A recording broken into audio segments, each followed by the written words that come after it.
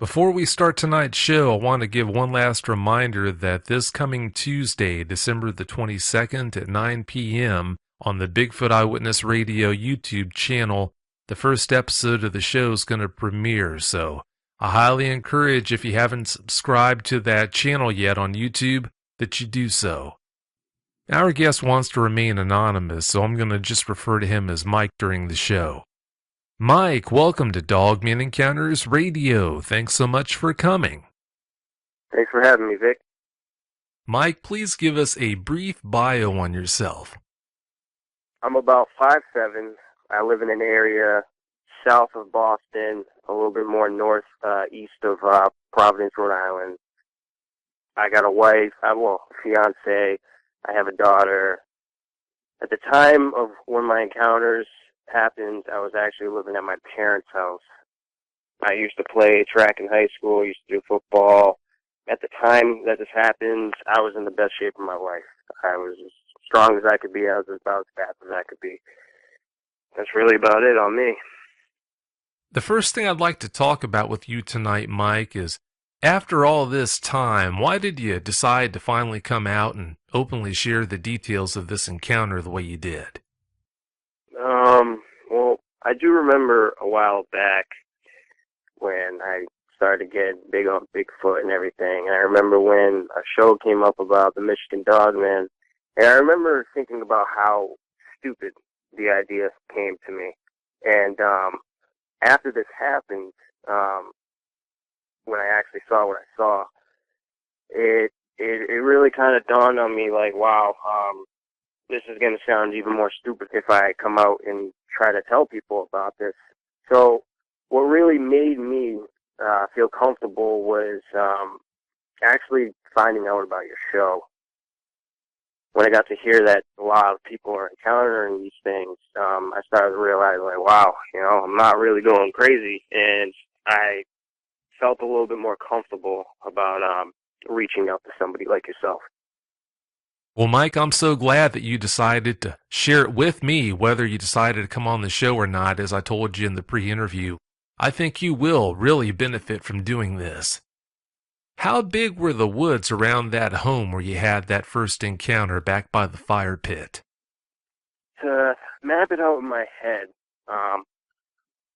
where my mom's house was about, now say you're looking at the house and you're on the street and you're looking towards the house.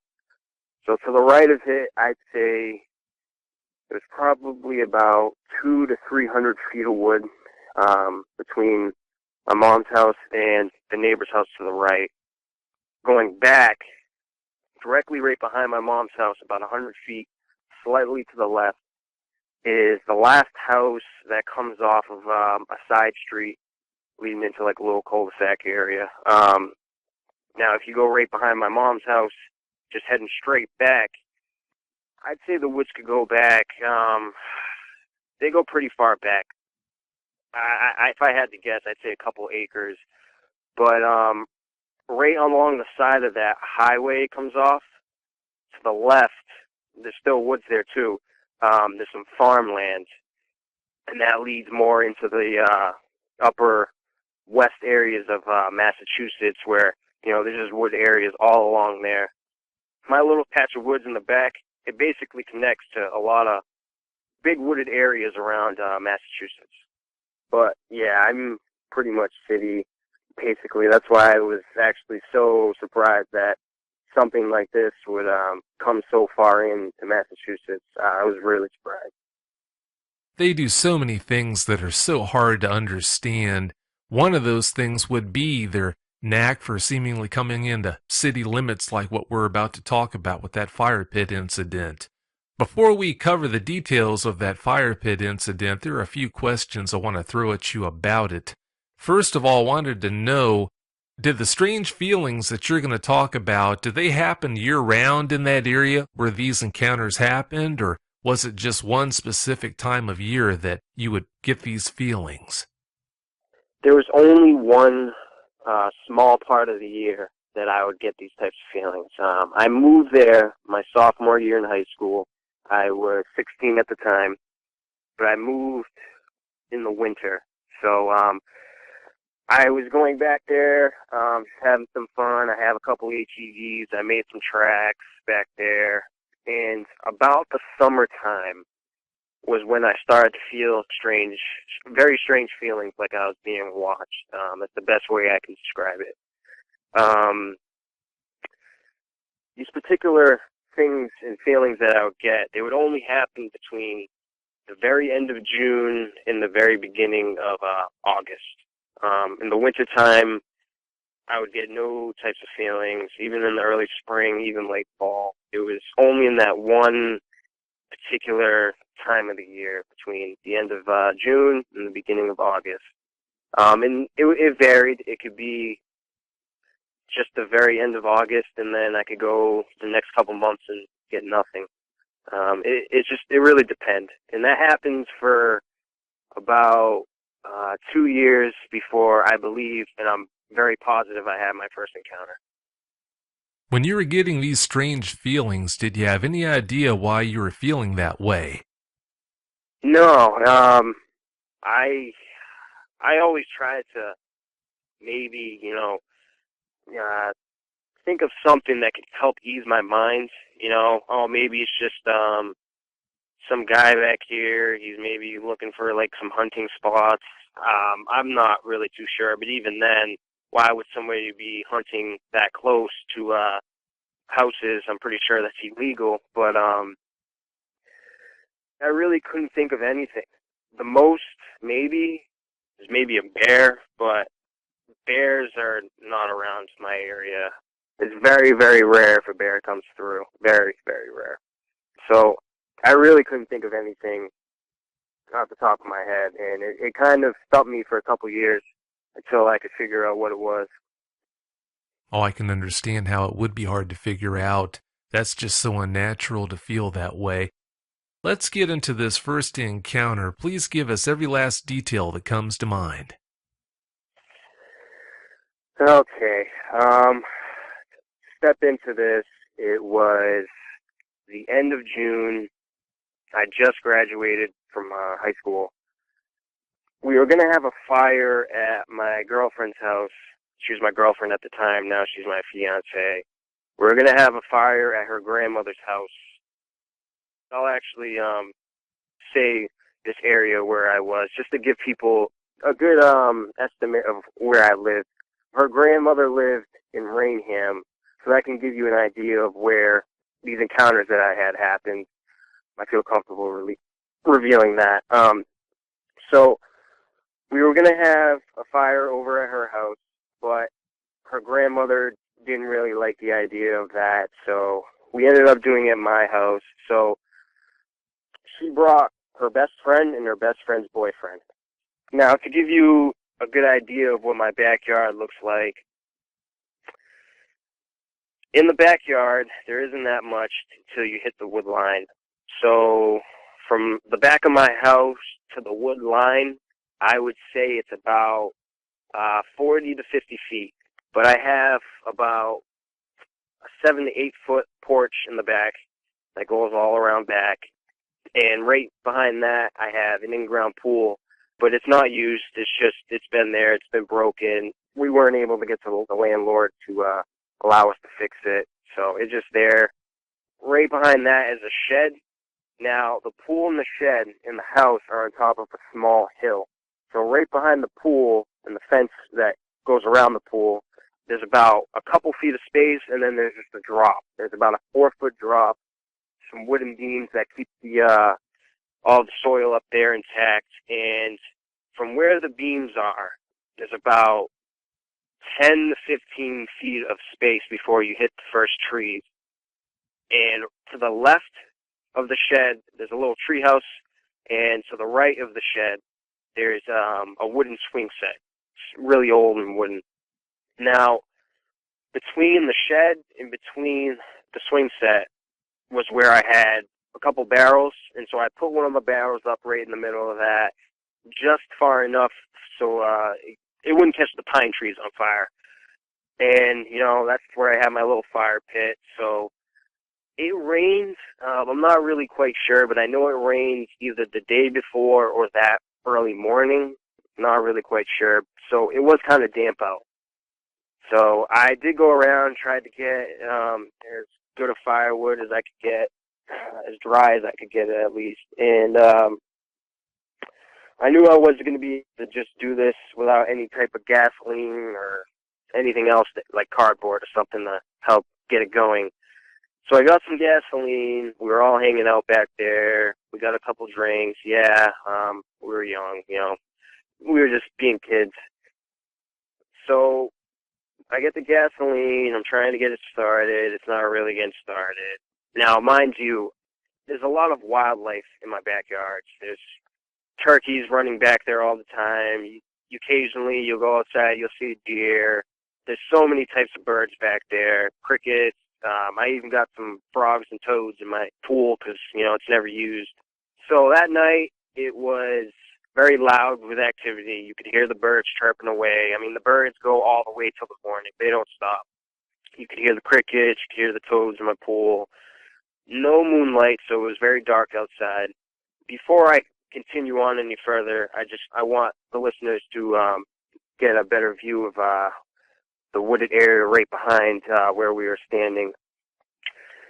So from the fire pit to the wood line, before you reach your first set of pine trees that go off in a line, it's about maybe 10 feet. And right next to those pine trees are some pretty large rocks, a couple feet off the ground. And right behind that, it's just ATV tracks, more trees, more bush. When you go right about 30 to 50 feet, that's when you get more bushes and you get more thorns. There's just a lot of thorn bushes over there, just so much. And that's to the right of the swing set. So I'm trying to get this fire started. I need to go in the house. I need to get some paper towels. I didn't really have any cardboard. I used it all up that I had.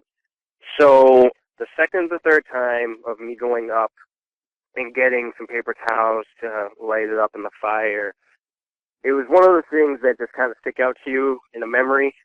I noticed that all the sound in the woods kind of stopped. You couldn't hear the birds anymore. You couldn't hear the crickets. You couldn't hear the toads. It was just one little thing that kind of just stuck out. Didn't think anything of it. So I go back the second or third time, and I'm throwing it in there, and I noticed that I started to hear some leaves breaking. So, I say to them, hey, you guys hear that? We all turn and look. We don't really hear it as much. If I had to guess, it would be about 50 to 70 feet off to the right where all these thorns are and heavy bush. So we didn't think anything of it. I go up a fourth time. I go up a fifth time. But in between that, I have to say that when I would come back, you could hear the leaves breaking like they were getting closer. And, I would say to them, you guys hear that? And, they all look. I mean, I couldn't really guess to say the time before I really heard it close, but I'd have to say around the same distance, still 50 to 70 feet, maybe closer. I'm not really that sure. It's very dark out. So my last time, I come back, and that's when I noticed that the leaves started breaking, and they were directly behind us, maybe 10 feet away. I mean, this was very close. So once I heard that, they all heard it too. So I say, you guys hear all that? And then they shake it off. They're like, oh, it's probably that thing that we've been hearing back there. About right after this gentleman, I'm not going to say his name, he said that. Now, their backs are facing towards the woods. They're facing towards the house. I'm the only one who's looking towards the woods, facing the woods. Right after he said that, about 1 feet off the ground, right behind them, you could see two amber eyes. I mean, I'd have to say they were about the size of a regular human's eyes. That's just my estimate on that. And, I was like, wow. Hey, guys, turn around. Look at that. Look at those eyes. Right as soon as they turned around, it was gone. It was just gone. And, I'm saying to them, oh, you guys didn't see those eyes? And, they didn't see it. So we talk off, oh, it was probably that thing we've been hearing. Directly right after they turned around, the eyes just popped up, right up again. And I'm staring at whatever it is right in the eyes. That's when I started to really get an uneasy feeling. I tried to shake it off. And, I just said to them, I did whatever, because I couldn't get the fire started. So we were just hanging out back there, just being loud, and just sitting in the dark. So the whole vibe was really creeping me out. So I said to them, hey, let's go out front. Let's just get out of here. Now, we start heading around. We're heading around the right side of the house, and we're basically in the front yard. The best way I can describe this sound that I heard after was like hearing a full-grown football player in pads and everything just going through bushes and just breaking trees and everything. I mean, twigs. I mean, that's just what it sounded like. It just sounded like a big mass just going through everything. And I noticed that towards the back left of me, which would be to the right of the swing set, which is where, heading in the direction where all these thorns and heavy bushes are. And that was one thing that kind of stood out to me. Now, a while back, I'd say actually the year before this, me and my friends left one of my buddies' houses, and right when we got out into the street, we noticed to our right, there was this big mass that was standing in the street. So we looked right, and we noticed that it was just a giant bear just covering the street. And, we looked at each other like, what? And, we just started running and everything. Now, the only animal that I could possibly say that this might have been was a bear. That was the only thing that was coming to my mind. Oh, maybe it was just a bear, snooping up, just getting a better look or whatever. So I played that off. Now, the next day, I was going out through the back, and I'm like, I should probably go back and see where this was. Maybe I could see some tracks. So I go back there. Now, like I said before, right behind where the barrel was, about 10 feet of space, and there's a tree line and some rocks. I go over to one of these rocks. Now, this particular rock was kind of, it was different than the other ones in the sense that the front part of it, which would be the side facing towards our fire pit, it was about a foot off the ground, but it went down in an arc. So it went down at an angle till it hit basically the ground. That could be a reason why I saw eye shine, and then whatever it was just ducked, because it would just be covered, because the rock went up at an angle. So when I get to this rock, I'm looking down, I'm noticing these three distinct claw marks all along the base of it. And I'm looking around, and you could see where something big had laid down. I mean, bigger than me. Like I said, I'm only 5'7". I'm not that tall of a guy. Whatever it was pretty big. I could see the little trail that it left. Now, it was still muddy back there from the day before when it rained, so you could still make out some tracks. So I'm following the tracks, and I come over to three distinctive tracks that stuck out to me. One more in particular than the others. So I'm going over to this track, and the best way I could describe it is it looked like a giant dog's footprint. So I put my foot down beside it. Now my foot across, I would have to say, is about 4 inches to 4.5 wide. I don't really know how long, maybe about 9, 10 inches long. Now, the size of this footprint, it felt like it was about 3 times the size of my foot. But it was probably realistically only about 2 times. But anyway, that's still a pretty massive print, especially for a dog. So I'm comparing my foot to the footprint, and the width of it was about 6 to 8 inches, and the length was longer than my foot. Now, maybe that was because when it stepped, it slid, but you could still see the solid print of where the foot landed. It was really big. It had 4 distinct claws, well, I would assume claws, that came out in the tips, and it just looked like a giant dog footprint. Still, I didn't think anything of it. To me, I'd never seen a bear footprint before, so I just presumed that it was maybe a bear, because giant dogs aren't supposed to exist. That kind of concluded that encounter. When you told the girls that were there with you about what you had seen, what kind of a response did you get? Did they ever come around to believing you, or did you get the impression all the way through this that they just weren't going to buy it no matter what you told them? They definitely knew something was there. They're just going to think that maybe it's a raccoon or something small. They're not going to be too edged out of maybe a bear coming through, because they would never think that a bear would come through. They did believe me, because they heard the sounds too. But when they did look to see eye shine, it just so happened to disappear right as soon as they all would look. When you describe those yellowish, amberish eyes as disappearing, how did it do that? Did it duck its head down below that boulder, or are you saying that it closed its eyes? What happened that night? Now, I'm assuming that it most likely closed its eyes for a moment and maybe ducked down, because you could kind of see, you could see the eyes go down slightly. I mean, maybe a centimeter. Like they were maybe heading in a down direction, and maybe it just closed its eyes going down as well. That's maybe the best thing I could think of what happened. But yeah, that's really all I can really think of what could possibly have happened. If it was that dark out that night, and if we're talking about a black creature, I guess it would be hard to make out much in the way of details as to what was exactly going on, so I can't blame you for not being able to tell.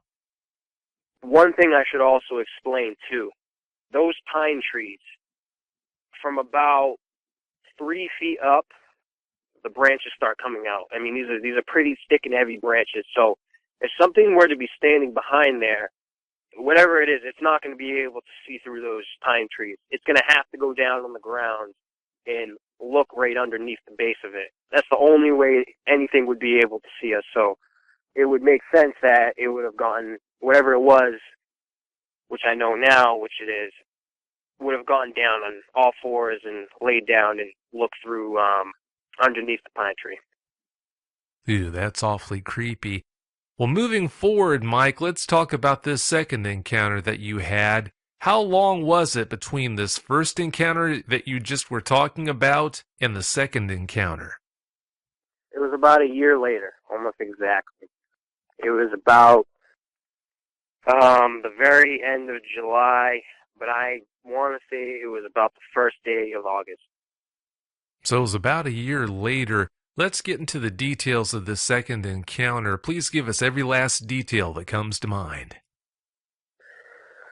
Okay, it was around 10 p.m. at night. Don't know specifically, but I was going out to my girlfriend's car for something. I can't remember if it was something for me or for her. At the time, I did have a dog. It was my sister's Shiba Inu, and basically, to give a description of what it would look like, is basically a small husky, or maybe a German Shepherd. It's just a small version of that. A little bit bigger than a Chihuahua, so, you know, he's a pretty cute little dog.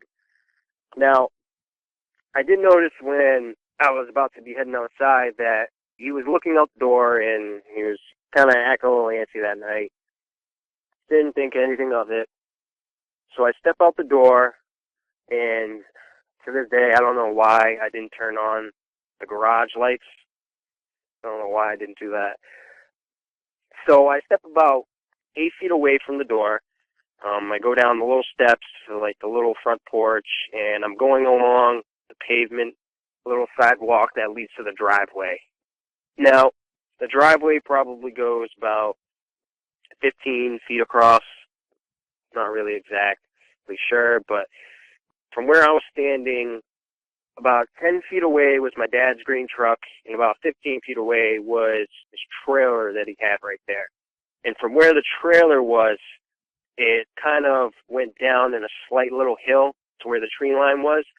Actually, I should say where basically all the thorn bushes were, because there was a lot of thorn bushes back there. And right in the middle of the thorn bushes, about, if I had to guess, I'd say another 15 feet from my dad's truck, his trailer, I should say. I cut a little path through there so that way when I mowed the grass, I could get in there and I could just dump it out in the woods right there. So there's a nice little path right there, and once you go through that path, you go right past all the thorns, and it's just open woods from there on. Right as soon as I stepped out, about 8 feet from the door, I stopped, and the feeling I would always get from being out in the woods and just being out in the trees and everything came over me again. But this time it felt so much more powerful. I could just feel myself, the fear just screaming inside of me, and I didn't know why.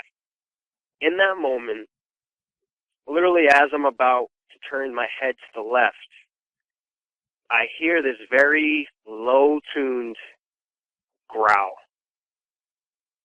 and it pierced me so hard. I could almost literally feel it shaking my ribs. It was just, the bass behind it is the best way I can say it, is the bass that it had. It just hit you.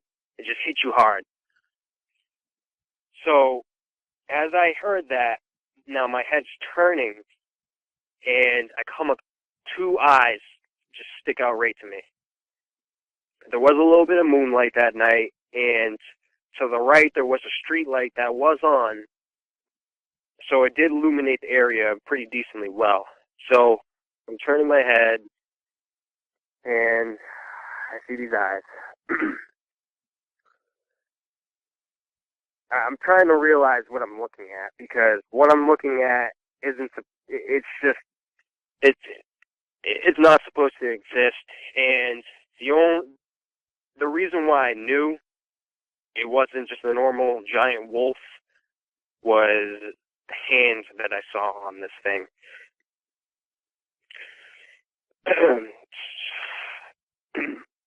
Sorry, it's just I'm just starting to get a little wary again. Okay. So I've locked eyes with this creature, and we're just looking right at each other for about 5 to 7 seconds, I'd say, in between that. And that was enough time for me to really get a good look at what I was looking at. I did glance down for a moment because its hand really stuck out to me. It was one of the things that really, really stuck out. And those 5 to 7 seconds, we didn't move at all. We just looked right at each other. And now getting into more of the detail, I'm going to start with head to toe. The eyes, they were just glowing, yet more yellowish. Not really the amber that I saw before. It had the muzzle about as long as maybe a German Shepherd, no longer.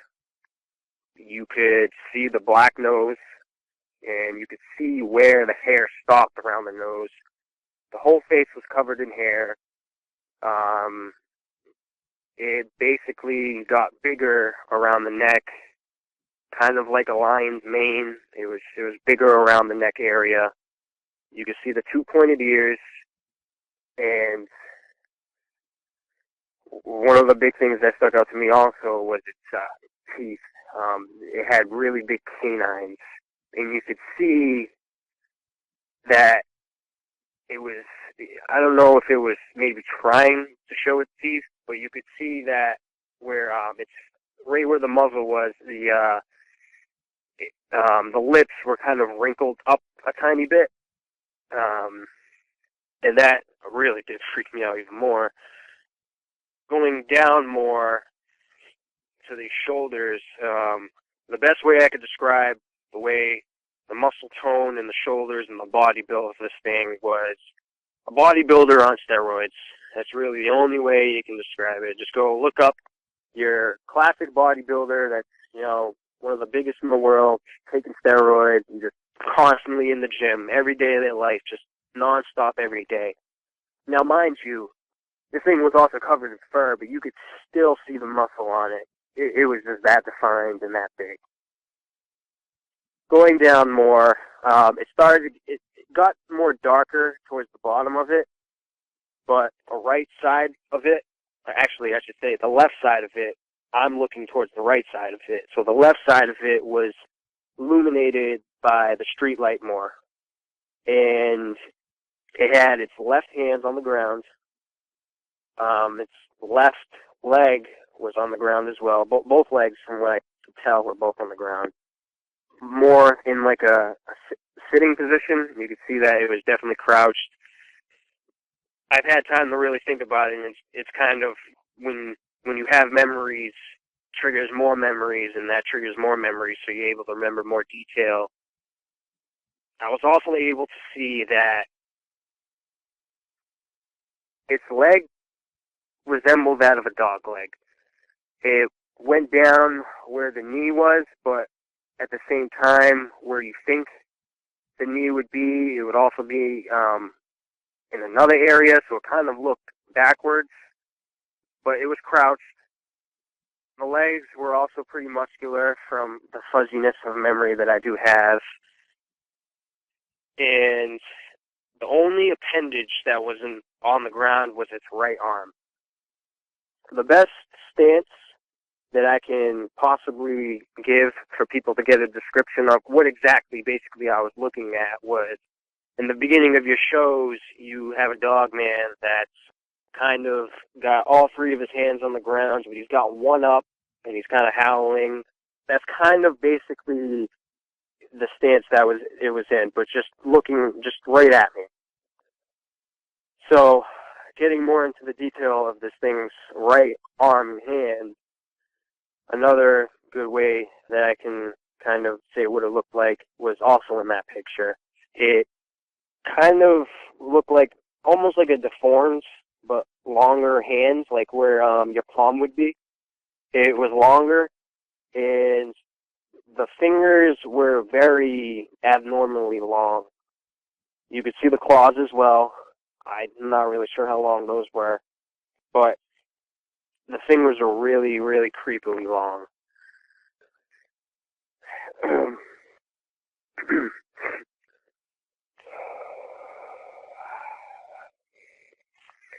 Okay.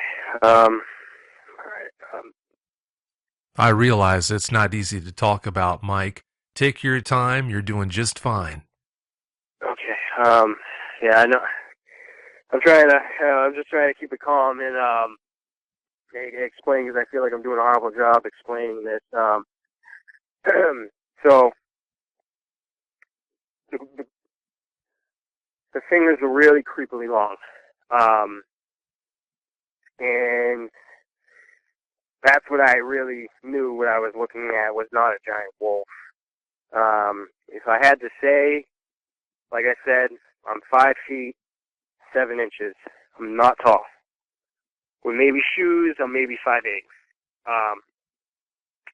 This thing, it wasn't standing up. It was hunched over, and that's actually another detail now that comes to my mind. Its head was kind of tucked down a little bit. You could see like its back kind of went up, kind of like, somebody who just hunched over and their back just, is round and higher. And it kind of went even to where the shoulders were. If I had to guess, I would say that it was about 5 feet off the ground from where the head was, maybe a couple more inches, including the back. I'm not really too sure. It was really massive. It was just so massive. And, I'm starting to come to grips. And mind you, every second that went by, and studying this thing, we're just locked eyes on each other. Every second that was going by, the fear inside of me was building up. Just building and building and building. To the point where it was kind of like I snapped out of it, the little trance that I was in, the shock. It just kind of, I just snapped out of it, and I just unleashed everything that was inside of me, and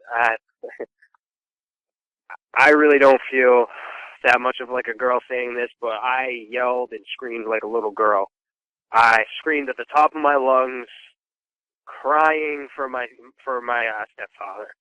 And as I was doing that, I just turned my head and just booked it for the door. Now, to get a good description on myself, also, I was a very big track star in high school. I won a lot of medals at a certain time of my career. I was one of the fastest people in Massachusetts. I was that top guy. Um, so I was in the house very quick. I was in the best shape of my life, but it felt like forever. And as I'm going to close the door, my dog, my little Shiba Inu, just gets right through the crack, and he just books it out into the direction where I just saw this thing. And I'm sorry, I loved him to death, but after seeing what I saw and just everything, the fear and everything, it's almost like my survival instinct, just kicked in. Like, I just, it was just save myself, save myself. I closed the door and I locked it. I didn't care. I didn't care what happened to him. It sounds cruel, but I really didn't care. And I'm still screaming, mind you. I'm still screaming in terror on the top of my lungs, crying for my stepfather. And within 20 to 30 seconds, not even, I don't really know, he comes down and he's like, hey, what's wrong, what's wrong, what's wrong? He's got his bat in his hand. I'm like, guy just ran outside. There's a giant wolf out there. You need to go get him.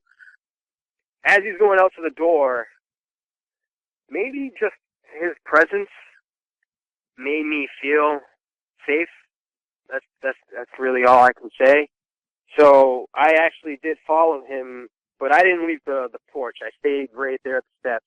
So 3 feet from the door, I'm just standing there watching him go over to this area. And I could see my dog. He was directly on the other side of my dad's trailer, and he was just running back and forth. He was just constantly running back and forth. My dad goes over, he grabs him. I'm like, do you see anything? He says he doesn't see anything. So he comes back in, and, I remember trying to explain to him what I saw. I did have tears coming down my eyes.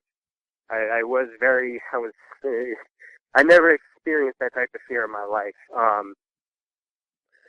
And, I'm explaining to him, there's a giant wolf over there.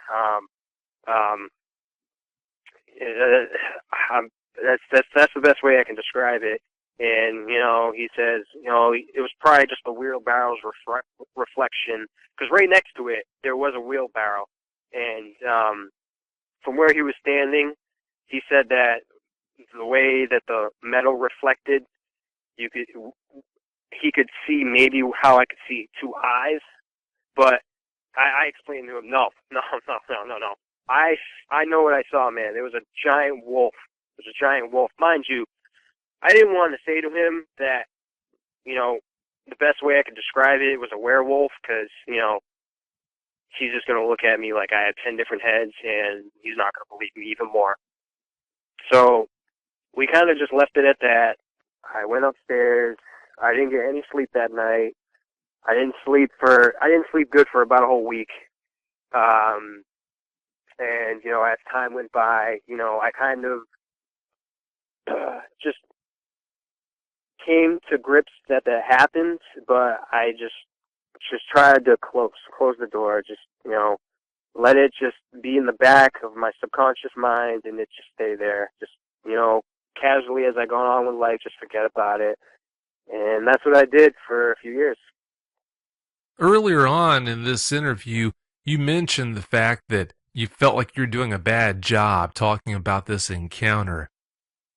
If you think about it, when you're talking about something that's so traumatic, how could anyone be at home and at rest when they're talking about something like this? You're doing a great job. You're just doing the best you can talking about something that's so hard to think about and relive. I think you deserve a lot of credit for coming forward and sharing these details. Please don't be so hard on yourself. I appreciate that. Well, the truth is the truth. I'm just glad that you're coming forward like this and sharing these details because I'm so convinced that you are going to benefit from doing it. That's why, in my opinion, it's such a good thing. As far as the particulars of what you saw that night would go, I know you said it wasn't standing up tall, it wasn't standing up straight, but if you had to guess from what you saw, how tall do you think this thing would have been if it would have been on two legs and not stooping over like that? Well, if its legs were even half the size of its arms, I'd say it could easily stand up to around between 8 to 10 feet, easily in between that range. It was just so massive. It was unlike anything I've ever seen. It was just truly ginormous. Yeah, it does sound like it was quite the specimen. For you to handle it as well as you did, you deserve a lot of credit because a lot of people would have just melted right into the ground on the spot. Through all this, was that Shiba Inu ever injured, or did that dog make it out unscathed? Oh yeah, he came right back in the house right after my stepfather grabbed him. Now that I think about it, I don't think that he saw what I saw. I think after I screamed and I turned, I'm assuming that this thing just took right off into the woods, right where that area where I was saying earlier, where there was a little opening where it could just get right through the thorns. I'm assuming that's exactly what it did, because he ran out there and he was just running back and forth. I don't know, maybe he could still sense that something was around, but if he saw what I saw, he would have turned around. He would have been back in that house before I could have been. I tell you, he would not have been out there as brave as he was. And I should say that he is a brave dog. He's come across, uh, well, what we call them around over here is we call them puffer cats. It's like this. It's kind of like a rodent. No, I shouldn't say like a rodent. It's kind of like a weasel, but on steroids, and they just tear into everything. And they're the best way I can describe it is kind of like a wolverine. They kind of look like that. Maybe that's what they are. I'm not sure. But he's stared down these things. He's gone toe to toe with these things, and he's not scared. And these things are very ferocious. So he's known for having that temperament. He'll just confront whatever it is. He doesn't care. That's kind of what his breed is. That's what they were bred to do. So, he's just, oh, there's something out there. He's scared. I'm going to go out and I'm going to go get it. That's basically what was going through his head, I presume. He sounds like he's pretty fiery. He must be to take on things like that. Yeah, like I said, I just don't think he really understood what he was going out there to confront. Oh, I'm sure he didn't understand that much, but thank goodness he made it out of that without a mark on him. You mentioned it wrinkling its muzzle the way it did to show its teeth, but as far as its body went, am I to understand that it was pretty much motionless through all this, or did it move from what you saw? The only movement that stuck out was its lips. Like, basically when a dog is growling and showing its teeth, it'll like its lips will kind of shake a little bit, and the fingers moved a little bit. But other than that, it was motionless. Seeing that thing was bad enough, if it would have made a move towards you, I can only imagine how much worse it would have been for you to deal with what happened that night. As far as dealing with it would go, though, Mike, you told me in the pre-interview that you recently told your fiancée about those encounters. How did she respond when you told her about this? She is a very religious woman. When I started to tell her about it, actually, I started out with when we were hanging out on the fire and everything, and I never really explained it to her that much, and I never told her about when I went back there and I saw this giant track where something massive was laying down right behind us, and I didn't even get finished telling her that, and she was already starting to get creeped out. She's like, whoa, Mikey, where are you trying to go with this? But after I did tell her what I did see, and I explained to her the best thing that it could possibly have been, she does believe me, and I appreciate her so much for listening to what I had to say to her. It really did help a lot. because, if I was talking to my buddies about this, they would laugh at me. This isn't Monster Quest. This is real life. When you have someone like her who's so big of a part in your life that you can share the feelings that you've got about these encounters you've had, it helps so much. I'm so glad that she's there for you and she responded the way that she did. That's just so good to hear about. Yeah, I'm very thankful for it. But she definitely doesn't want to go out and have any more fires at my mom's house anymore. Not like that would happen, but she definitely, all that is out the window now. Oh, I can understand that. I don't blame her at all. After knowing that these things exist now, are you obsessed with finding out all the info that you can on them? Or are you just totally turned off to the point where you really don't want to even talk about it? I kind of went through that phase. In the beginning, I didn't want anything to do with it. I'm assuming that it's been a couple of years and I've had time to relax about it. That now I want to learn everything about these things, because it really makes you wonder. These things had to have been around, a long time ago. Our ancestors had to have been running around with these things in the woods too. So I've been very intrigued on learning anything about these things, history, sightings, anything to help understand. But I'm definitely not about to go look for these things. That's for sure. I don't want to go out there in the field and do that type of research. I would rather sit home on the computer and learn that way. Yeah, that is a lot safer. What would you have to say to someone who tells me that they want to head out and try to find one of these things in their nearest woods? I would say that you're crazy for one. Two, the moment you see this thing, you're going to be wishing you never did what you did. Three, even if you do come out alive, because mind you, that thing could have had me. I know it could have had me before my hand even got to the door. And like I said, I was in the best shape of my life, and I was a track runner at that time. And just the presence that this thing gives off, and just from hearing other people's accounts where these things are running alongside of a car, chasing after cars, and they're keeping up with it, keeping pace. You don't want to be out there with a predator like that. That's just like saying, I'm a gazelle and I'm going to go hang around the lion's den. That's just stupid. You don't go do that.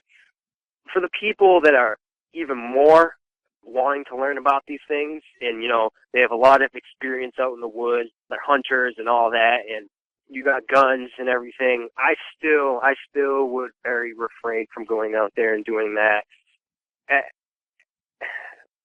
even with your with 5 people, if you really want to go out there, you really want to do some real research, I'd say you would have to at least go with about 10 people and get in a camper.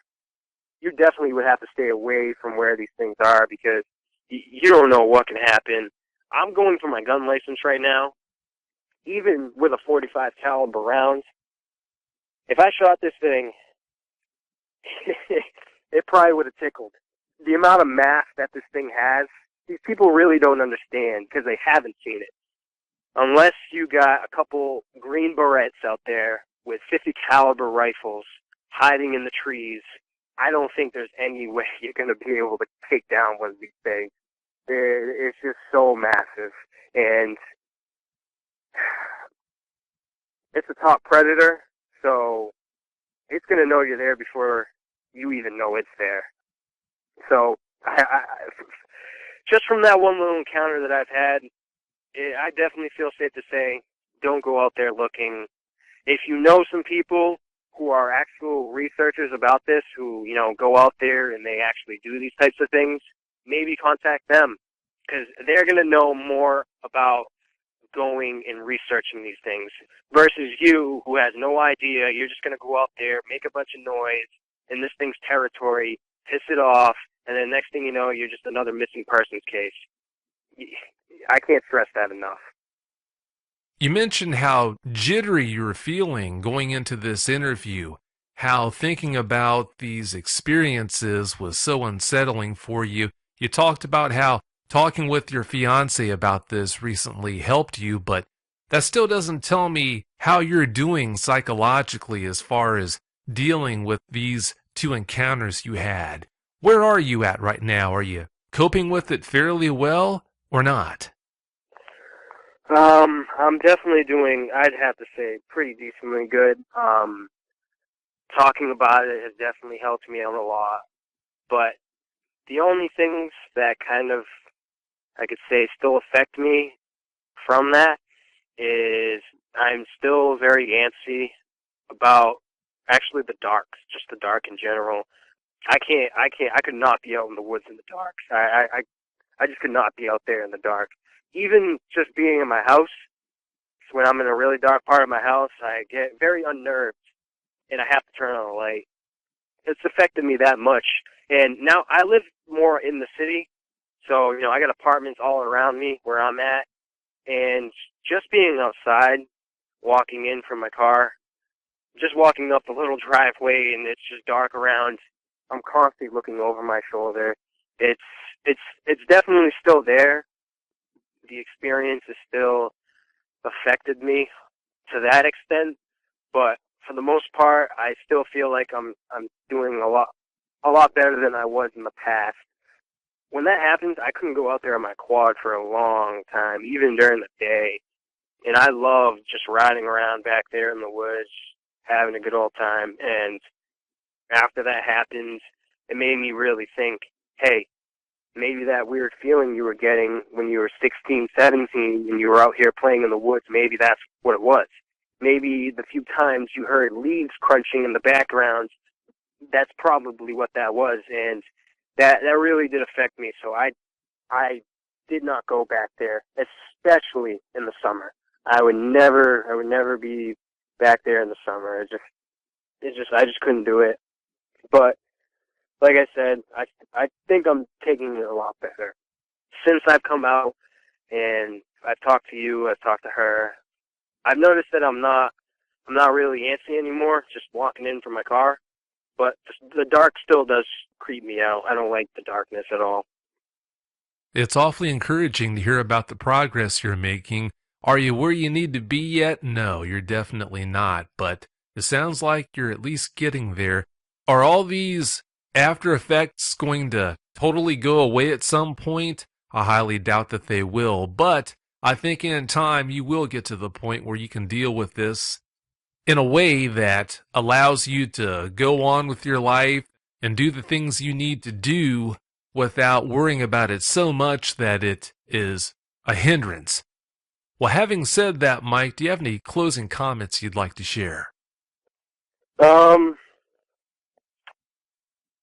if you know that these things are around in your area, if you've heard from people that these things are coming around, making a ruckus in your woods, maybe going through people's trash, the best thing I could say is first learn more about this, hear more experiences, listen to what knowledge is out there for the most part, and try to learn what you can do to not have one of these experiences, whether that's putting a 10-foot stone wall around your house or something, I don't know.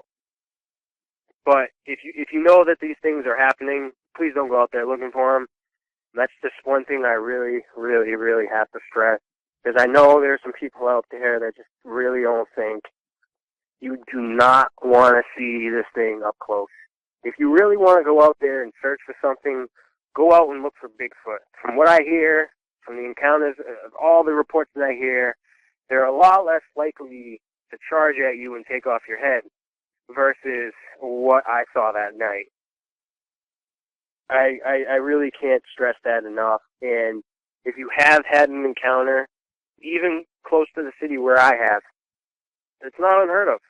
So if you're listening to this right now, all I can say is that there is a community out there that is willing to listen, and you can be unanimous about this. One thing I can say is that holding it in really sometimes doesn't help at all. From my point of view and from my own experience, coming out and talking about this has made me feel a lot better. Even if you can't be open to, people around your family or friends, there's still people out there that you can reach out to and can help you with what you're going through. Because I know there are a lot more people out there that have had encounters with these things that are a lot more traumatic than my little encounter that I had. My 2 little encounters, I should say. And it might be affecting you a lot more psychologically to keep you from coming out. All I can say to you guys is that, there really is people out there that are willing to listen and willing to help, and you shouldn't feel alone. Just reach out, and people will be there to help you. Well said, Mike. I can't tell you how much I appreciate you coming on the show and sharing the details of those encounters. I really do appreciate it. Thank you so much, Vic. I really appreciate you having me come out here. Oh, you're welcome. Well, have yourself a great night, okay? All right, you too, Vic. Take care. Thanks. Bye. Bye. If you've had a dogman encounter and you'd like to speak with me about it, whether in private or on the show, you can reach me at contact@dogmanencounters.com. I'd love to hear from you.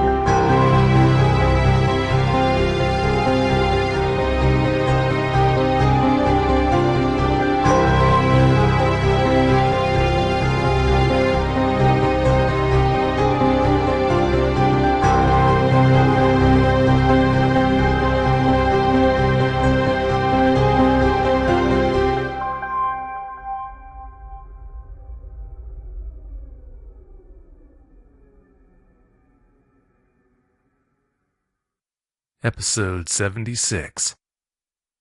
Before I bring on tonight's guest, I wanted to wish everyone a Merry Christmas. Hope everyone's having a great one. Also wanted to let you know, instead of doing the normal phone interview that I normally do with guests, tonight's guest didn't have access to a phone, so I had to use Skype. Unfortunately, in the process, my audio was up and down and all over the place. It wasn't steady and level like it normally is. So I apologize for that in advance. Also, too, one last thing, if you don't know already, the first episode of Bigfoot Eyewitness Radio premiered last Tuesday night on YouTube. If you haven't subscribed to the channel so that you're instantly notified when new episodes of the show appear, I'd highly recommend that you do so. Tonight's guest is Jay Tucker. Jay, welcome to Dogman Encounters Radio. Thanks so much for coming. Thank you. Jay, please give us a brief bio on yourself.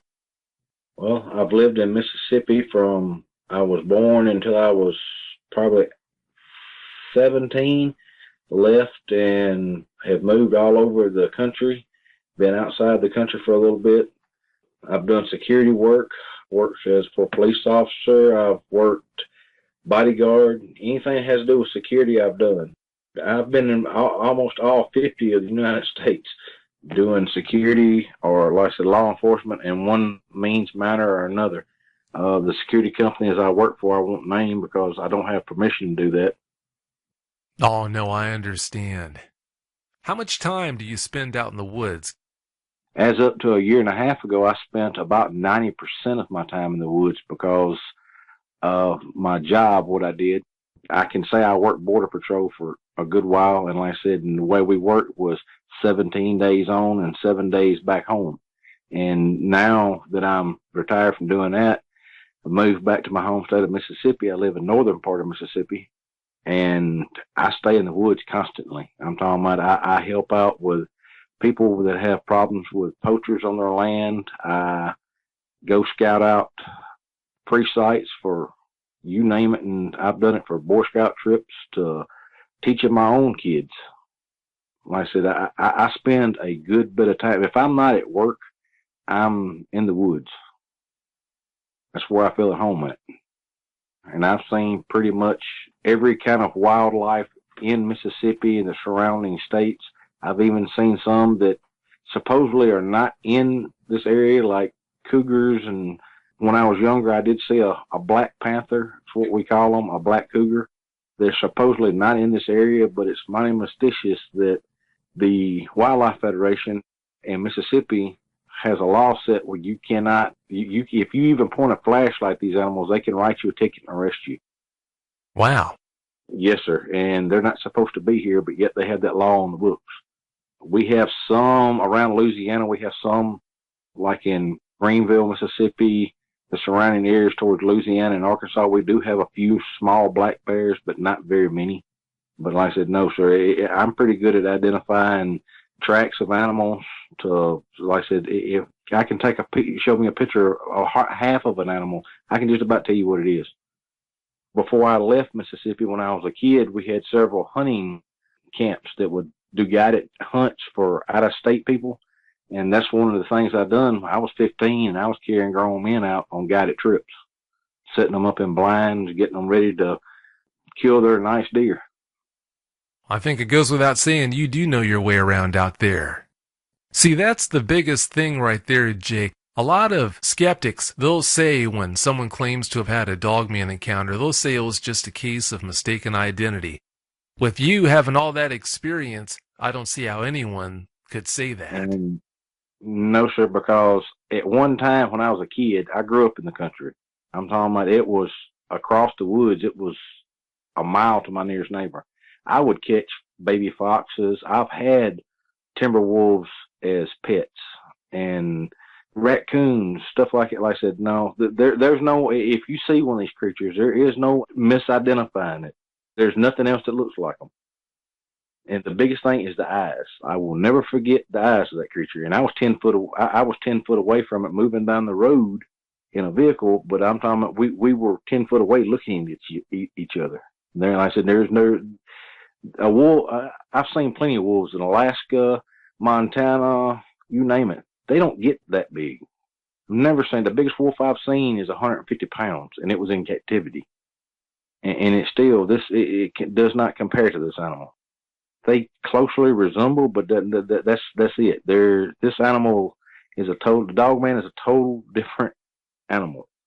I don't know exactly where it came from, what it is, but it's a totally different animal. Before you had that encounter with that dogman that night, Jay, had you heard the term dogman? No, I had not ever heard of a dogman. I didn't even know nothing about these creatures. I had known about Bigfoot. I've had encounters with them, a couple of them. This thing does not look nothing like a Bigfoot. That's what made me, once we had our encounter, it was me and my wife. She doesn't want to be named or come into this. She just wants to forget about it. Once we had our encounter, yes, we came back, and I'm the kind of person, I don't get scared easily. This thing scared me. The biggest reason why is because I know in my heart this thing had bad intentions because of what it was doing. There was no reason for it to do what it did. An animal does not do what this did. We came back and started researching. I researched, and I finally found some podcasts. Yours was one of them. I liked what I heard. It was more intuitive. It was more about listening to the person, and the stuff that the people were describing was exactly what I had seen. So I binge listening to your show because I want to know what these are, because I have my kids that go in the woods with me. And that's my biggest thing is I wanted to know what this was, how rare they were, because I've been in the woods all my life. I've been around the world, been in jungles. I've never seen this, never heard of it. And it was shocking. Oh, it's shocking to say the least. A lot of eyewitnesses tell me about this frustration they feel. They feel like the dogman they encountered took something away from them. A lot of them used to love spending time out in the woods, whether we're talking about camping, fishing, hunting, you name it. Did you ever feel that, or was it just a different set of emotions after you had your encounter? It was a different set of emotions. It was more that I want to know what this is so I know how to protect my family from this. Because, like I said, this animal tried to attack us for no reason whatsoever. That's unusual in a wild animal. Most of the time, they will avoid you at all costs, because a fight not only could kill you, it could kill them. It made me want to understand and find out, like I said, how rare these things are, how often people see them, because I wanted to be able to protect my family. It is frustrating when you're put in a position like that and you really don't know how to handle it. All right, Jay, let's get into it. Please tell us about your encounter, starting with why you were at the location where you had that encounter. Give us every last detail that comes to mind. Okay. I think the date was December the 10th. I'm real bad with dates and names. But the reason why I can remember that and everything so fresh is we have a family Christmas. We have a very large family, my side of the family. And I hadn't been to our family function in about 6 years because of what I used to do. And like I said, we lived out of state and never was convenient. So this family function had came up and we went to it. I live in the north part of Mississippi, and it was in the central part of Mississippi, 2 hours away from us. And the way you have to get to this is take 45 down to the Natchez Trace, and then from the Natchez Trace, you get on it in Tupelo, Mississippi on mile marker 250 and go south on the Natchez Trace, and you get off at mile marker 205 and get onto a little road called 82. And you go from 82 to Winona, Mississippi. That's where I'm originally from, which is Montgomery County. We went down there for our family Christmas and didn't plan on staying or nothing, and stayed there till about, I'm going to say it was already dark. It was probably 7:38, because after we left, like I said, it was already dark. The kids were tired. My wife was in the passenger side, and we were talking about how nice everything was. Well, we got down 82 highway and got to the turn on to Natchez Trace, and was going down the Natchez Trace. Now, at night, especially, it was between 8:30 and 9:30, I'm going to say, roughly in between there. There's not a whole lot of traffic on this road. Like I said, it is a road in the middle of nowhere. You can Google the Natchez Trace and you'll see how desolated it is. It's actually a bicycle trail that they allow cars to use. And like I said, there's no other vehicles on the road. We got on it, like I said, at mile marker 205. And it's like they come in and it's a bunch of deadfalls, stuff like that they've took out on both sides of the road. So it's pretty open through there. The first part of it, first probably 8 miles from 205 going back north. We come up on this little bridge, and off to the driver's side of the road, which is the left side of the road going north, I see this animal. And at first, we're probably 200 yards back from the animal. I think it's just a coyote at first because of how it's standing and how far we are away from it. And I told my wife, I said, look, I said, coyote. Because we were looking for deer, because deer are bad on this road. Now, the speed limit is only 50 miles an hour on this road. I was actually, because I knew there were no law enforcement after 6 o'clock, there was no law enforcement, and it's only rangers on that road. I was doing faster than when I was supposed to be going, and thank God I was, Like I said, we were 200 yards back. First seen the animal. It was probably 75 yards from the edge of the road to the wood line. As we approach it, it's almost at the wood line. It's probably 4 feet. All I had to do was take 2 steps. It's in the woods. It's safe. It's away from us. Instead, it turns completely around, sees us, and starts charging to the road, to the car. And I looked at my wife and said, I don't know, what is that? That's not a coyote. My wife starts screaming, it's going to hit us. It's going to hit us. She curls up into a ball on the passenger side and just holding on. We're in a 2001 Kia Sportage. It's a small car, but it's high up off the ground. It's not a short car. As we get to the animal, I'm talking about, I had it on cruise control and I've still got my foot. I'm mashing now because my whole thought is I've got to get my family away from this thing. It's trying to attack us. Now, I have weapons in the car. I always have weapons on me. I had a 45, 9mm, and I have a 308 high-powered rifle in the back of the car because it's deer season now. I knew, as big as this animal was, nothing I had was, it was no reason to stay and fight. I wanted to get out of there. So, like I said, I push on the gas. As we kind of meet, we're about 10 feet apart as my driver's side window comes lined up with this creature, animal, whatever you want to call it. As it's running, it's not on all fours, but it kind of hunched over and looking like it is. I said, I'm 10 feet away from this thing. I got a good look at it. I looked directly into its eyes. It looked into mine. Its mouth was kind of open. It had like an animal fixing to grab prey, like a dog, cat, whatever. Right before it gets ready to grab, its mouth comes open. That's the way its mouth was. Its eyes were a yellowish amber color. Easiest way I can describe it. Now, they're not lighting up or nothing like that. Just the illumination from my headlights is what caught that. But like I said, they're yellow looking, amberish. There's no more light illuminating this animal because my headlights are now past it. It's beside me, about 10 feet. I'm looking straight at it. This thing had an overly large wolf-shaped head, but its ears, the way this ears, they look like big spades on top of its head. I'm talking about, and they're a lighter color on the inside. The animal was a dark gray black to a light gray on its side. You're probably talking, if I had to estimate, probably 400 plus pounds. This animal was. You could see every rippling. It looked like a pro wrestler on steroids. Like I said, it was. You could just see the muscle mass as it's running. The muzzle wasn't real long, but it was stuck out probably 5 or 6 inches. It looked like you could tell the muscular in its face, and the hair wasn't real shaggy. It was probably 4 or 5 inches long, but you could see it flowing. It wasn't, real long and droopy. And like I said,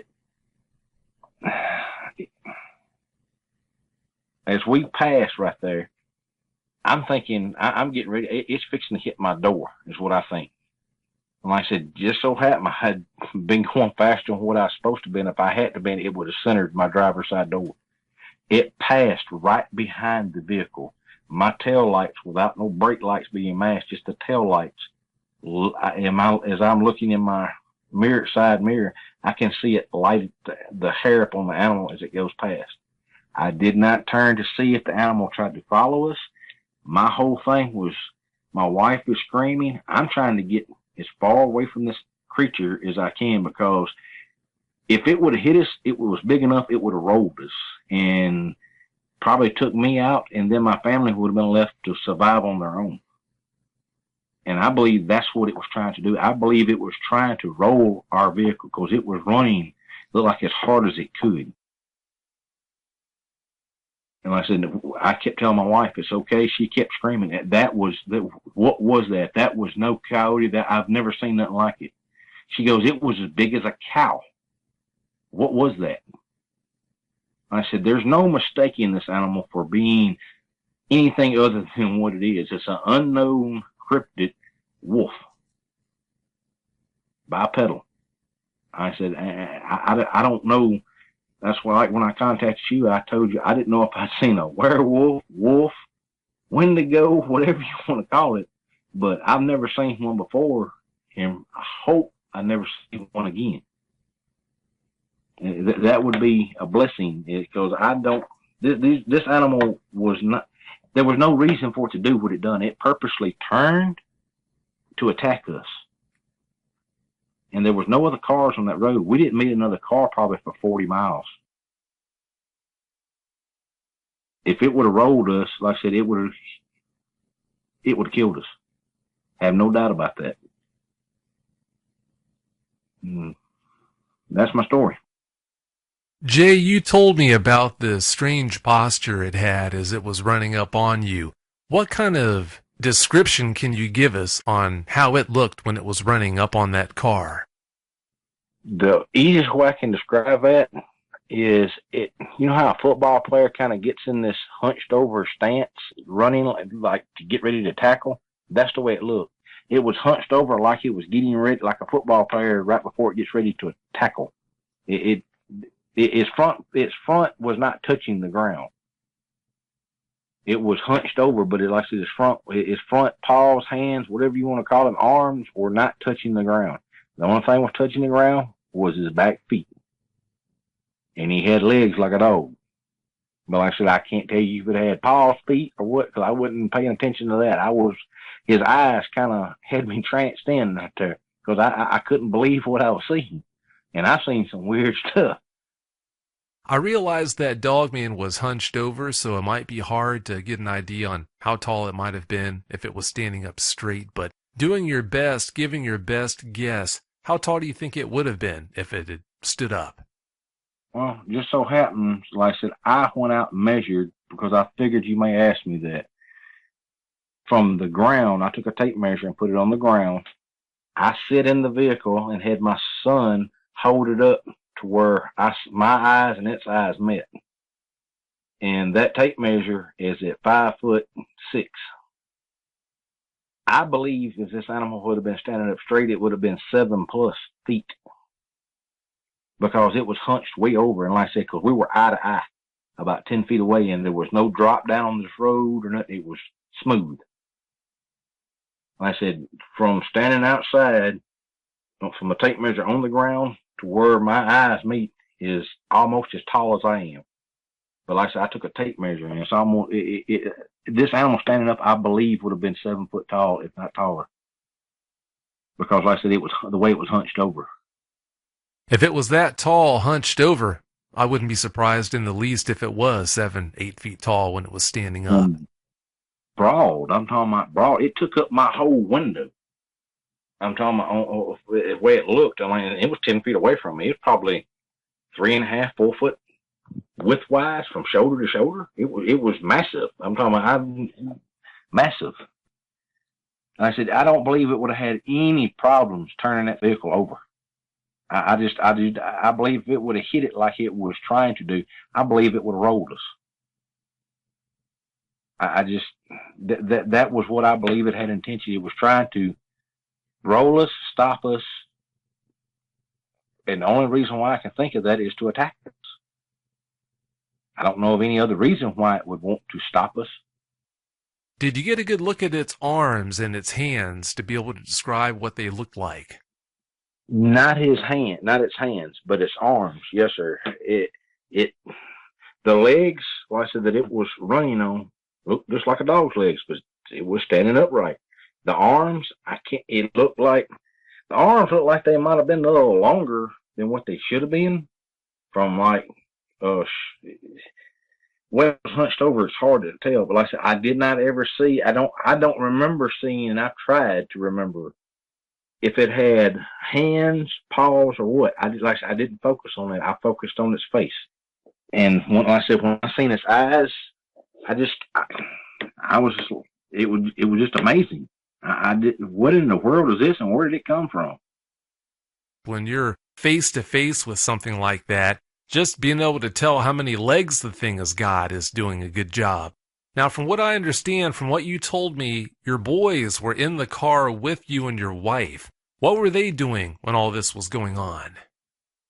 They had luckily fell asleep. Now, during all the commotion, the little one sleep. You could set a bomb off in the room with him. He's just a sound sleeper. He is not going to. The oldest one woke up and was asked, "What's going on? What's happening?" And his mom said, "Some kind of animal trying to hit our car." And he asked me, "What was it, Dad?" I said, "Son, I have no idea." I said, "It looked like a werewolf." My wife kept saying, my wife's a little more, I don't know exactly what you would call it. She's a little more into like the nature side.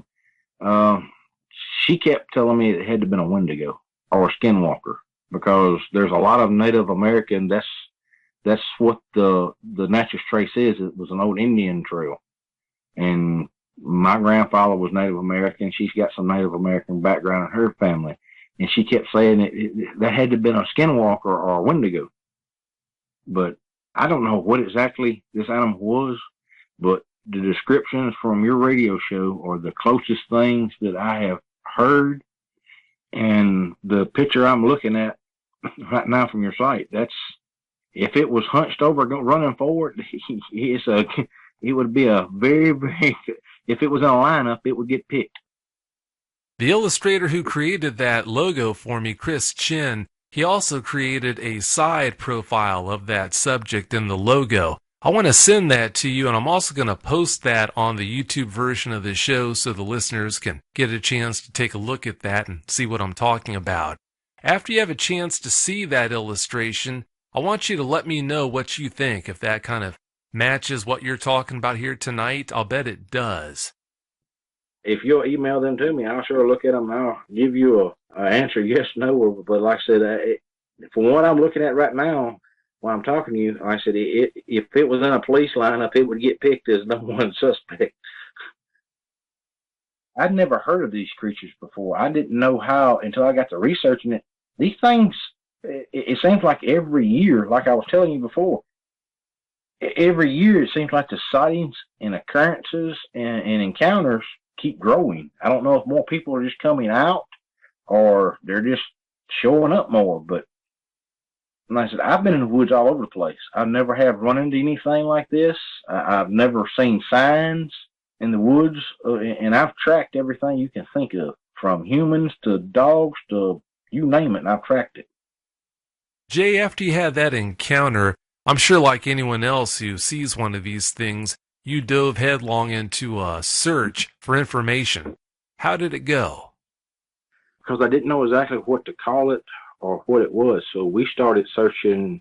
Me and my wife, like I said, we helped. She was on the computer, I'm on an iPad, and we would put in like werewolves in Mississippi, Wendigo, skinwalkers, strange bipedal creatures in Mississippi. And like I said, it was a lot of reading and figuring out, well, no, this ain't what I saw, or this doesn't sound right, or this sounds kind of hokey. And like I said, and then I got into, like I said, I run across the name Dogman on one of the sites. I'm not exactly sure what site that was. I think it was off of Google. I know that. Oh, I put in Sasquatch in Mississippi sightings because I was just trying to find out anything in that area people had seen. And Dogman came up. And I'm thinking, okay, what is Dogman? So I click on it and I start searching that. And some of the descriptions were close. And like I said, I've seen Sasquatches several times. What they were describing was not a Sasquatch. I've never seen a Sasquatch with a muzzle, like a dog. Now, I come across some stuff that said that there's several different kinds of Sasquatches. I'm not saying there's not. I'm not no expert. And as a matter of fact, I don't think there is no experts on Sasquatch or none of this stuff because we don't have one to study. But I found the Dogman on there, and I put in a couple searches, and your show, Dogman Encounters, popped up. And I clicked on it, and it carried me to YouTube. And I started listening to one of your episodes. I think it was episode 5. And I'm like, that sounds real close to, what I saw. And so I just typed in Dogman Encounters, and I started binge listening to all your shows. And I'm like, that's got to be what it was. What the hell is Dogman?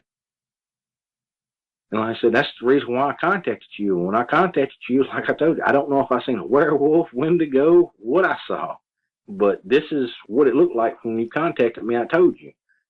And you told me that sounds right. But like I said, the other thing I left off on his ears, like I said, they were spade shaped, but the way its ears looked were giant.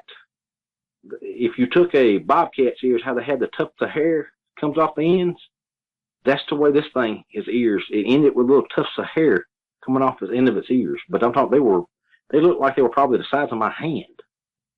And they went up as a spade shape. That's not a normal wolf's ears look in the wild. These things are almost right on top of its head, the way it looked. And as it gets closer to the vehicle, it kind of leans them down like, an animal does when it's zeroing in on its prey. That's what it done. I'm sure since you're moving down the road so fast and you had the windows up, the answer to this question is most likely no, but did you ever hear it make any sound? No, sir, I did not. I did not hear a sound, except for my beating heart. We did have the windows up because it was cooler that night. It started getting cooler, and we had the heat barely on. And like I said, we had the radio playing. Like I said, my wife was hollering, it's going to hit us, it's going to hit us. But no, sir, I never heard any sound from that animal. From talking to you in the pre-interview, you mentioned that in the process of researching what you saw that night, you wound up talking with someone from the BFRO. Please tell us about that. I'm not real happy with that organization. I don't mean to offend anybody, or that's not my way. But this group, they wanted to tell me that I saw a Bigfoot, and I tried to explain to them, no, it was not a Bigfoot. And every time I would start trying to tell them exactly like I did you, what it looked like. No, it couldn't look like that. It looked like this. No, ma'am, it did not, because it was a lady. No, and then she got me on the phone with this other guy that was there. And I just told him, I said, look, I thank y'all for y'all's time. I'm sorry I wasted y'all's time, but I won't contact y'all anymore, and don't contact me. And hung up the phone. Like I said, they wouldn't listen. They wanted to change my story to fit what they wanted it to. And their whole thing was, is that public land? Do you think we could go out and do it? Would you be interested in going back on a visit? Lady, I don't want to mess with this thing. No, I'm not, and I wouldn't advise you to go out and mess with it. Like I said, these people that go out and try to call in Bigfoot and stuff like that, you're not going to go out and try to call in a wild grizzly bear, are you? And try to film it up close, or no. They're wild animals. If you don't leave them alone, they're going to make you leave them alone. It's the only thing their only course is to attack you, to hurt you, to kill you, to make you leave them alone. And I don't believe these things like in Sasquatch. I've only ever seen one by itself, and it was a juvenile. I mean, it wasn't a juvenile. It was a full-grown male, and we had teed it off majorly. Any other time, juveniles, whatever, it's not the one that you see that you got to worry about. It's the other ones. Because if you make an aggressive move, I have no doubt that would be the last mistake you ever make. I believe maybe these dogmen may do the same thing. If they're anything like a wolf, if people want to think they're just a giant wolf, well, wolves don't travel alone. They're pack animals. You have an alpha and an omega, and then you have underlings. They don't hunt alone. They don't do nothing alone. They don't live alone. So if people want to think they're a giant wolf, okay, think they're a giant wolf. What do wolves do? They hunt in packs. Through the course of this encounter, did you ever get the impression that it might not have been alone, that there might have been another one nearby? No, sir, I didn't really think of that. My whole thing was thinking, I've got to get as much distance in between me and this creature because my family's with me. That was my whole thing. I've got to get my family out of here. And, things might have been different if I wouldn't have my family. I might not have been so panicky. I knew as soon as I figured out this was not what I thought it was, and it was coming at us, and as it gets to you, it's getting bigger and bigger and bigger, and it's not nothing you've ever seen before. And like I said, just the mass of this animal and its eyes, I knew there was nothing I could have done. Nothing. I could have emptied everything I had at it. And I don't believe it would have helped. And like I said, my whole thing was my family. I've got to get them out of here. Like I said, I never looked back to even see if it was following us, if what it was doing. My whole thing was hopefully it will stay there, and I'm going as fast as this little thing will go. And I didn't slow down for a long time until my wife finally told me, can you please slow down before you wreck us? And I really don't want to be stranded out here. So I backed off. Still, I was doing faster than what I should have been doing. But like I said, my wife, her whole thing was she helped me try to figure out what it was for her peace of mind. She just wants to forget it ever happened.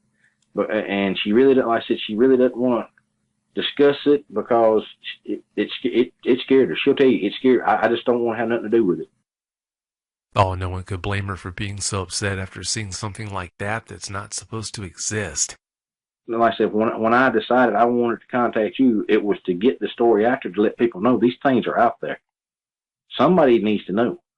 Because what if I'd have been broke down on the side of the road changing a tire and this thing would have come up? If for some reason that car would have stopped, it would not have been good. I know it wouldn't have. I've been in bad situations before, and I can tell you it would not have ended good for us. I don't believe there's nothing I could have done to protect my family. If it did decide to attack you, there wouldn't have been anything you could have done to protect yourself or your family, unfortunately. Now, after having this encounter, how's that affected your ability to go out into the woods and do whatever you normally would have done before you had this encounter? It's made me look around more, but it hasn't stopped me. Like this weekend, I acquired land up here where like I said, I just bought a house and moved to the northern part of Mississippi. I don't know if you want me to disclose where that is, but like I said, I acquired 260 acres up here, and part of that acquired, and I have control of it.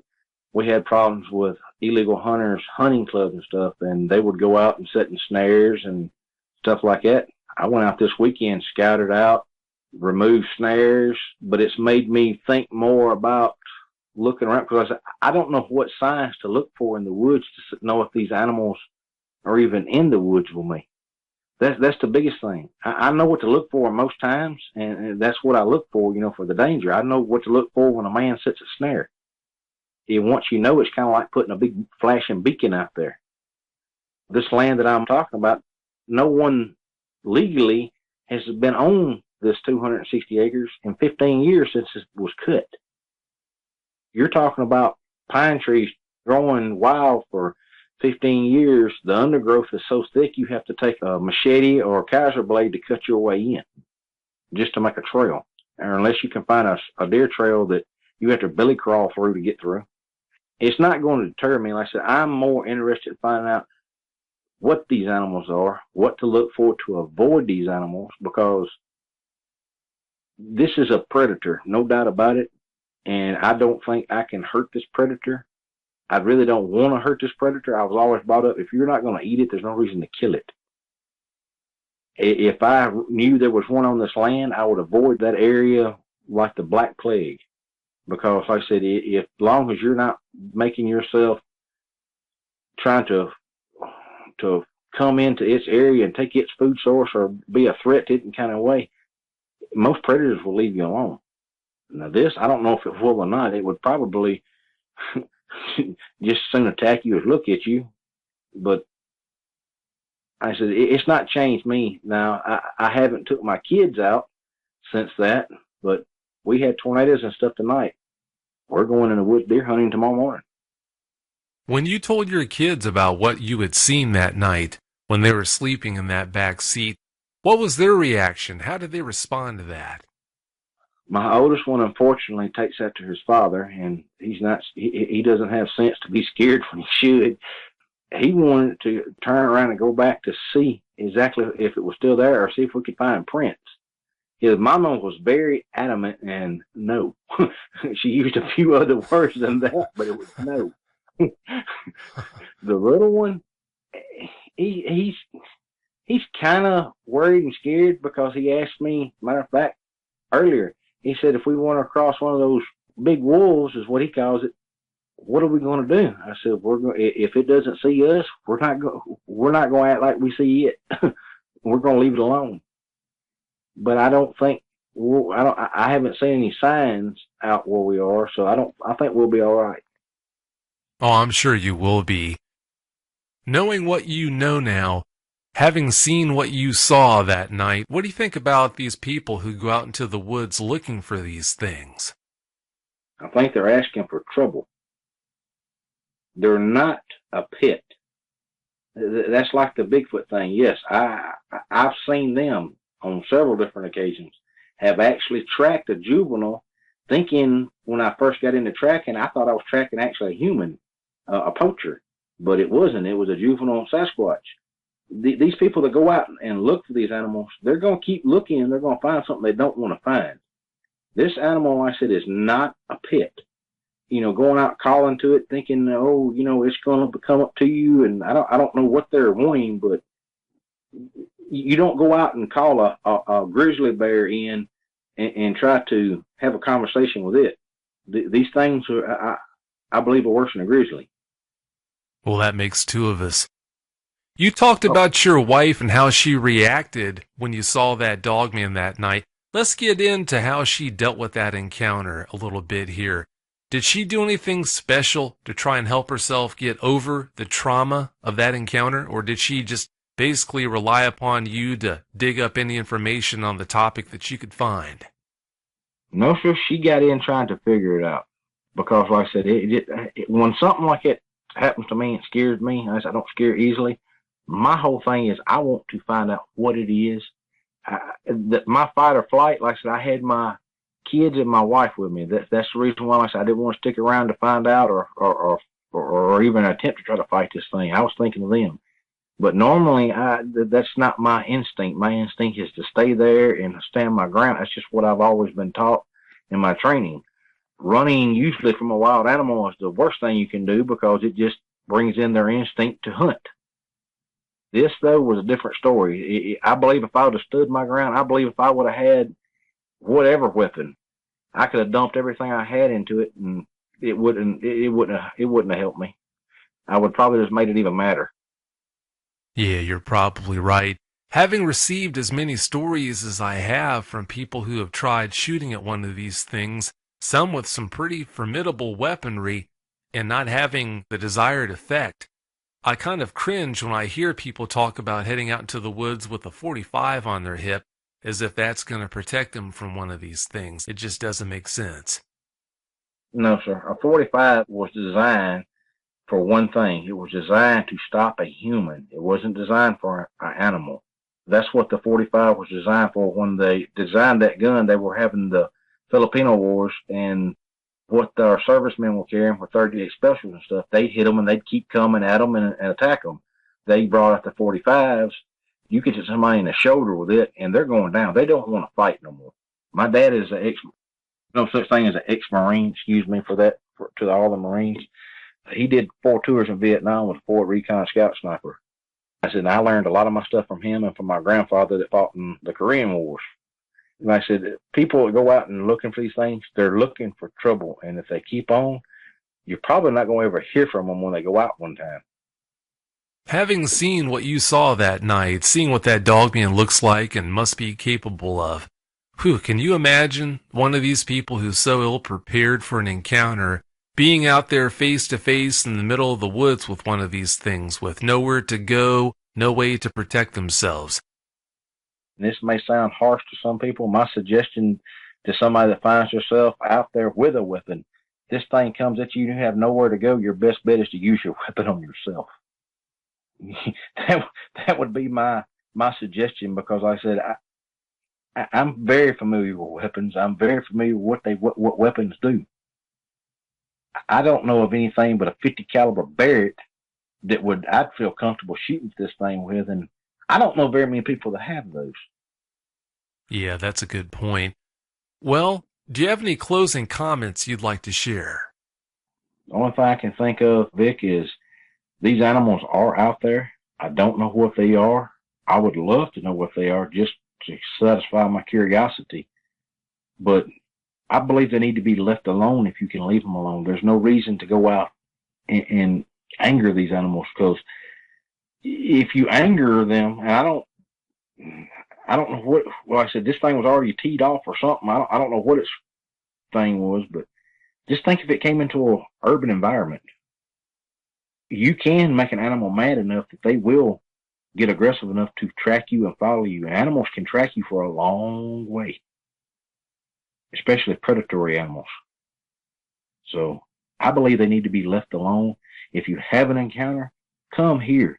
Tell Vic about it to let other people know, hey, maybe when you're in this area, you may need to pay a little more attention and of what's going on around you. And like I said, if you see something, back out. Leave it alone. That would be my suggestion. Those are really good words of advice. I wish more people would listen to them. Well, Jay, I want to thank you for coming on and sharing the details of that encounter with us. I really do appreciate it.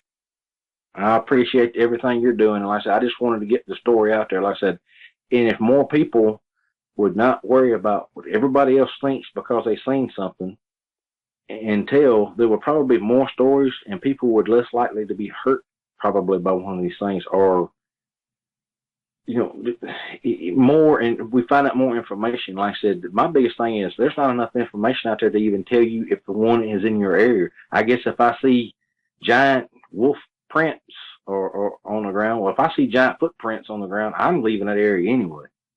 But I said, I have not found any information except for what you told me, if one's in the area to even look for. I don't know if they make nests. I don't know how they bed down. I don't know what they do. That was my whole thing, is to me, knowledge is power. And knowing what this animal, how it moves, what it does, what its habits are, is to me better than trying to go out and hunt this thing down. I don't think that's ever going to wind up good. Oh, I think you're right. I think going out and trying to hunt one of these things down would probably be the last mistake you make. Yes, sir. And like I said, just because it's different, I don't think it should be killed either.